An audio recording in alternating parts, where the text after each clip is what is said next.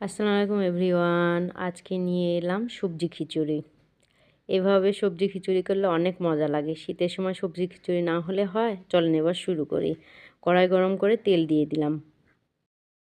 শীতের সময় এই সবজি খিচুড়িটা আমার হাসব্যান্ড খুবই পছন্দ করে। আমার হাতের খিচুড়ি। এবার চলেন কড়াইতে দিয়ে দিই কিছুটা পেঁয়াজ, দিয়ে দেবো কাঁচামরিচ, দিয়ে দেবো রসুন, লালচে করে ভেজে নেব। এবার দিয়ে দেবো গরম মশলা, গোটা জিরে দিয়ে ভালোভাবে ভেজে নিয়ে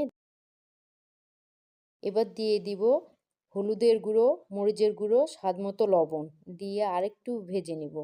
এবার দিয়ে দিব বাটা মশলা।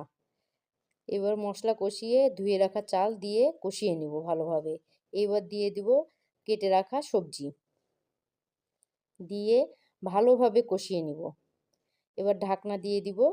ঢাকনা তুলে দিয়ে দিব এবার গরম পানি।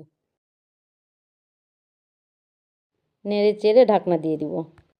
বাসায় এইভাবে একবার খিচুড়ি রান্না করে দেখবেন কেমন লাগে খেতে। আমার খিচুড়ি হয়ে গেছে, চলেন এবার পরিবেশন করি। এই যে আমার খিচুড়ির লুক, কত সুন্দর হয়েছে। শীতের সময় রাতে হোক আর সকালে হোক এই সবজি খিচুড়িটা খেতে খুবই ভালো লাগে।